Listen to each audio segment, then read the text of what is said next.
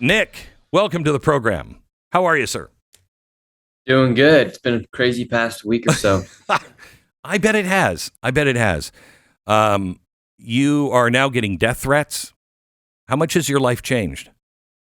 Yeah, it's changed drastically because you wouldn't think by exposing fraud you would really get a lot of people to come after you. You'd think, like for instance, you'd think the mainstream media would be happy. You think other government officials would be happy, but then you see them all just turn it around and make it act like you're some sort of villain, which then enrages a bunch of crazies to want to kill you. And why do you suppose that is? Why are they reacting the way they are? Well, obviously, people don't like when millions of dollars are going to be exposed, especially if they're receiving some of that money. And then two, now it's been painted as a race issue when it's really not a race issue. It's just about money being stolen. And so now you're being called anti-migrant, anti-Islam, all this sort of stuff when you just did a video about fraud. You had nothing to do with the race or the religion. It just happens to be that 89% of the Somalian population is committing the fraud in Minnesota. What did you do differently that made your story stand out where, Chris Rufo and, as I said, Walter Kern, they've been talking about this for a long time, and it connected, but it connected in the mind. What did you do different? Were you surprised that it connected the way it did? And why do you think it did? Yeah, I think it did because you'd always heard about the fraud. Like when Elon was doing Doge, you heard about the fraud, but you could never physically see it with your eyes. You heard about the contracts, but you never actually saw that the money was going there. You never saw the effects of it or whose hands it was going into, and just how blatant the fraud was. Because this is happening all across the country, and here in Minnesota, the fraud's so obvious that you literally just go knock on the door of the daycare, and one, no one answers. Two, if they do answer, there's no kids. And three, if they answer, they can't even give you a brochure to enroll a child. I'm amazed at how this has happened, and people don't see that the government, and quite honestly, I think the banks do, had to be involved. The banks at least knew about it. They just turned a blind eye. The government, especially in Minnesota, they were absolutely part of this, were they not? Well, you just saw Tim Walz step down from re-election. Yeah, hold on just a second. Let's just take a moment and just celebrate this here. This is what he said yesterday. Let's celebrate. We've got conspiracy theorist right-wing YouTubers breaking into our daycares, demanding access to our children. We've got the President of the United States demonizing our Somali neighbors and wrongfully confiscating funds that Minnesotans rely on. It's disgusting and it's dangerous. Okay. So he said, I'm not going to run anymore. I think he was talking about you, Nick. I'm pretty sure. Pretty sure he was. Pretty sure he was. Conspiracy theory. First of all, you weren't breaking into the daycare center and asking to see our kids. You were asking, are there any children here? Correct? Correct. And how did you find these places? Yeah, well, if you just drive around Minneapolis, there literally nearly every single block there's a daycare. And this man David, he had all the information, he had all the data, and we just started going to some of the daycares that were around him in the neighborhood. And they say open 7 a.m. to 10 p.m. Yet there's no children. The windows are all blacked out, and they're receiving millions of dollars. In that video right there, you're seeing a green building that has 2 daycares inside the same address, receiving upwards of $5 million.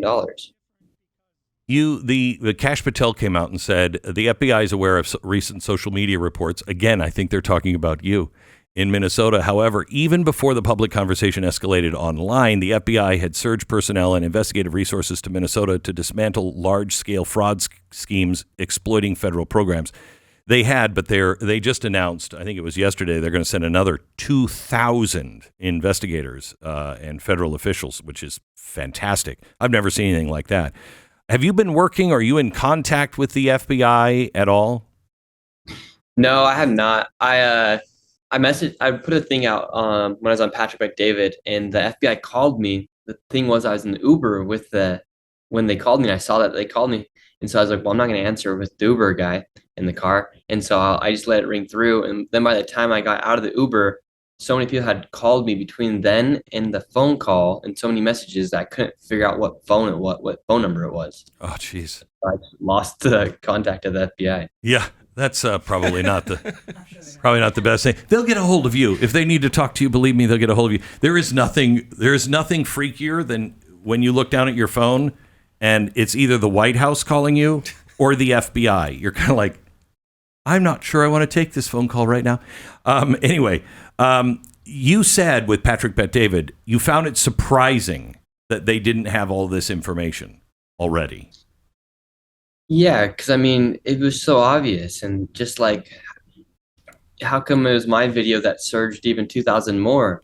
If millions, quite literally billions of dollars is being given to these daycare centers, how come the government doesn't know that the money's being spent here? And so I thought what was great about this is the HHS then went and froze all daycare payments or all childcare payments until these businesses prove they're legit.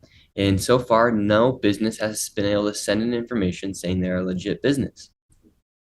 It's in, I think I saw you in Ohio, exposing this more in Ohio, or was that not you? No, not yet. Not yet. But I did go back to Minnesota for part 2. Okay. But this is all over the country, and they just announced today the UN ambassador of Somalia is involved in all of this. He knows about this and is involved in some of this. They're all in on it.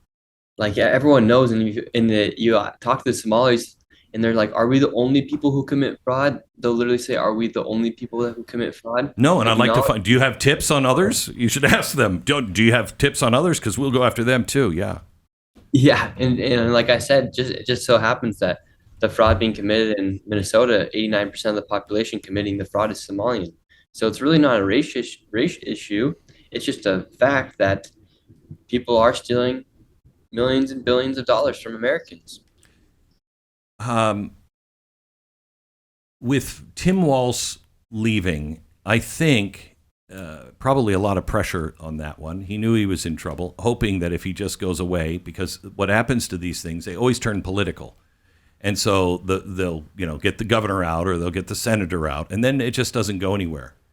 Who besides the governor should our government be looking into? I think just everyone involved over at the Capitol in Minnesota, and the DHS who was cutting the checks, and just anybody who had ties to cutting any of the checks or just like knowing what was happening. Ilhan Omar, she's outside of the coffee shops and the daycares where these daycares were being found. She has photos of her outside of Quality Learning Center with the owner of the restaurant, who also is in a video with the mayor of Minneapolis going to her next daycare. They're all in on it. And there's no way they could not have known, because, as you say, the Leering Center didn't have any children in it doing any leering. The Omar guy who was running for mayor, he had a brother-in-law or some family member who was in charge of one of the daycares that had also been receiving $2 million. And they actually had so many violations, they shut down the daycares, and the next day they reopened. And that guy was about to become mayor. And so all these people are in on the fraud. They all know it's happening. And I need to use the word allegedly because I don't want to get sued, but allegedly all these people know about the fraud. Well, somebody clearly had to. You can't have that much money rolling around. A lot of people knew. Nick, you've been on, you've had, how old are you, by the way? You've got to be 25, 24? 23.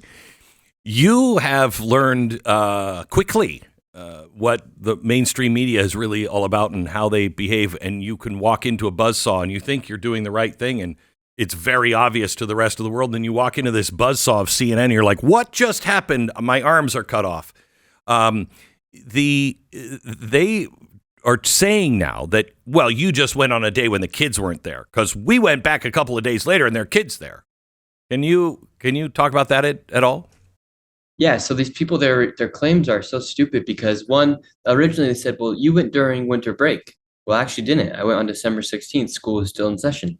And so then I go back, and while they're still in winter break, after I've exposed it, then they start funneling children in. So the original claim was, well, you went during winter break.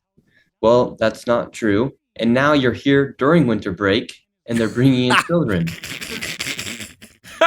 This is so good. That is so funny. Oh my God. Their claims make absolutely no sense. And then, well, obviously, people are going to start bringing in children. And either way, whether it's these places are licensed for 90 to 40 children. And for instance, one of the daycares called ABC, they're licensed for 40 children. They receive more than $1 million. The news goes there. They tell them they're going, and there's 12 kids in there. Well, it's licensed for 40. There's 12 kids. So either way, that place is receiving upwards of $90,000 per kid. Meanwhile, parents are spending $30,000 to $70,000 a year on daycare. That's not right. That's still fraud. Are you surprised? Are you surprised at all at the reaction of the average American? I did a monologue on what was it? Is today only Tuesday? Yeah. Yes, yesterday I did a monologue on this, and I tried to explain this is your money. This is you work 3 months every year to pay your taxes, and you're struggling every day, and you want to help kids that don't have food, etc. And they are taking this and enriching themselves or sending it over to a foreign country. And I don't understand why every American isn't like, that's got to stop. That's just wrong. I don't care who's involved, left, right, middle. I don't care. So they got to go to jail. You surprised? I mean, the average American, they're very supportive of what's going on. It's just the crazy leftists that are freaking out because their fraud's being exposed and they're making this a race issue and making it a political issue. And this should be literally the most common sense issue ever, that stealing is bad. And so most Americans are all happy with me. Like, people are coming up to me and saying thank you. But then you also get the crazies that are looking at you like they want to kill you inside the airport. And so it's actually insane to think that some people would be mad that fraud's being exposed. Nick, I want to commend you. I saw you say something, and this is what has saved me over and over again. You know, I ask people all the time, how is your soul? Because if you lose touch with your soul, you're in trouble. Especially fame and fortune and accolades, they're battery acid to the soul. And let me just give you some advice and then also just tell you how happy and proud I am of you, of something. If you start to want it, get out. If you start thinking, you know what, I'm just the cat's meat, get the hell out, because you'll lose your soul. Take people at their word. If they're threatening your life, take them at their word. Do not dismiss any of that. And if you ever need anything, you call me and we'll help you on security and help figure that out for you. The other thing is, I have to tell you how proud I am. You said somewhere, it may have just been a video you posted, you know, I don't drink, I don't carouse, you know, I'm clean cut, I don't do anything wrong, so what are you going to get me on? That, please, know that that is your superpower. That will save you from everything. The minute you have something to hide, someone will find it. If you make a mistake, admit it immediately and make it a big deal that you made a mistake and you're admitting it immediately. So no one can ever wield anything over your head. If you stay clean and admit your mistakes, no one will be able to touch you. I mean, other than, you know, physically, but no one will be able to destroy you. I'm so proud of how you've lived your life and your principles. Yeah, thank you. It means a lot. And yeah, I really do just try to live my life and just have like my morals and principles, and just like I can still live a great life. And I would say my life's even enhanced from the way I live, and the opportunities I get presented are a lot, in fact, just because of the way I do live my life.